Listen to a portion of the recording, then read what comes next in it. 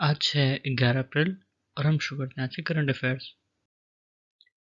पहला है उमैया माता टेम्पल। ये केवड़ा पटीदार की जो मतलब कुल माता मानी जाती हैं, ठीक है, कुल देवी वो हैं। और ये मंदिर जो है जूनागढ़ में है, जूनागढ़ गुजरात में।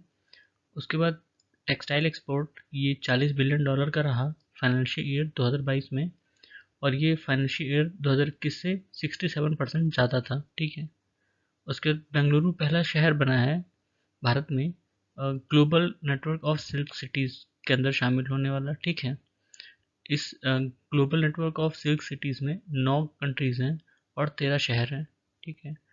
उसके बाद ILO मतलब इंटरनेशनल लेबर ऑर्गेनाइजेशन की रिपोर्ट थी care at work, investing in care leave and services for more gender equal word of work, ठीक है।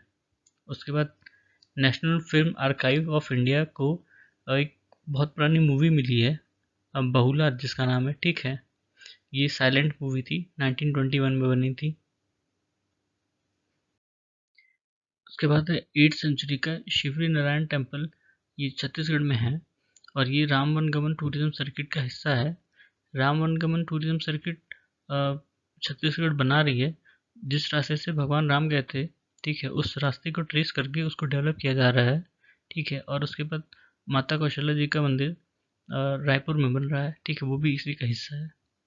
उसके बाद 6,907 किलोमीटर की जो भारत की कोस्ट लाइन है, मतलब हमारा जो तट है, उसमें से जो 34% का भाग है वो किसी न किसी इरोजन से गुजरा है। मतलब वहाँ पे कम या ज़्यादा इरोजन हुआ है। 26% में बढ़ोतरी हुई है और 40% स्टेबल रहा है, ठीक है। सबसे ज़्यादा इरोजन बंगाल में हुई है, मतलब जो बंगाल का कोस्ट लाइन है वहाँ पे करीब 60.5% की इरोजन देखी गई है, ठीक है। उसके बाद सेकंड नंबर पे केरला था, 46.6% की इरोजन। उसके बाद है माधवपुर घेड़ मेला। ये माधवपुर घेड़ पोरबंदर गुजरात में है, वहाँ पे होता है। और ये भगवान कृष्ण से रिलेटेड है। भगवान कृष्ण और रुक्मिणी माता की जो शादी हुई थी, ठीक है, उससे रिलेटेड है। रुक्मिणी जी नॉर्थ ईस्ट के स्टेट से आती थी, ठीक है। उसके बाद नादाबेत इंडुत पाक बॉर्डर दर्शन प्रोजेक्ट, ये बनासकांठा जो डिस्ट्रिक्ट है गुजरात में, वहाँ पे हुआ, ठीक है। इसको BSF और गुजरात गवर्नमेंट ने मिलकर चलाया, ठीक है। उसके बाद ऑल इंडिया रेडियो का एक वीकली इंटरेक्टिव प्रोग्राम है जिसका नाम अभ्यास है। ये कम्पिटिटिव एग्जाम्स के लिए है, ठीक है। उसके बाद सेंटी बिलियनर्स क्लब उन लोगों का क्लब है माना जा रहा है जो जिनकी जो नेटवर्थ है वो 100 बिलियन डॉलर से ज़्यादा है, ठीक है। और इसमें 10 लोग हैं, ठीक है।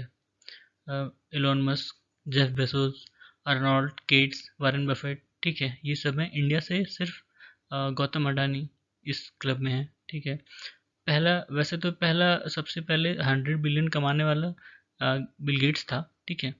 लेकिन वो बहुत शॉर्ट टाइम के लिए था, उसके बाद उनकी जो नेटवर्थ थी वो कम हो गई थी, इसलिए उनको नहीं माना जाता। ये जेफ बेजोस को के लिए ये टर्म पहली बार यूज़ हुआ था, ठीक है, 2007-8 के आसपास, इसलिए उनको पहला सेंटी बिलियनर्स माना जाता है। फिर है स्पेस एक्स ने फैल्कन 9 रॉकेट का इस्तेमाल किया था AX-1 मिशन में। AX-1 जो वही एक्सॉन मिशन था, ठीक है। इसमें प्राइवेट एस्ट्रोनॉट्स को इंटरनेशनल स्पेस स्टेशन भेजा गया था, ठीक है। उसके बाद पीएम दक्ष का मतलब है प्रधानमंत्री दक्षता और कुशलता संपन्न हितग्राही।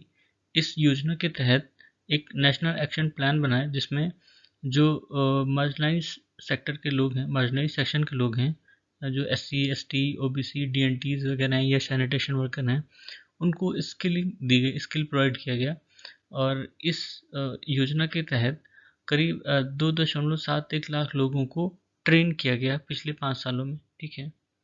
उसके बाद 20वां NTCA मीट, NTCA मतलब नेशनल टाइगर कंजर्वेशन अथॉरिटी की मीटिंग हुई अरुणाचल प्रदेश के पक्के टाइगर रिजर्व में, ठीक है। उसके बाद convention on homeotherapy people's choice for wellness, ये नई दिल्ली में हुआ, ठीक है। वर्ल्ड होम्योपैथी डे मनाया गया 10 अप्रैल को, ठीक है, तो ये थे आज के हमारे करंट अफेयर्स। सुनने के लिए धन्यवाद।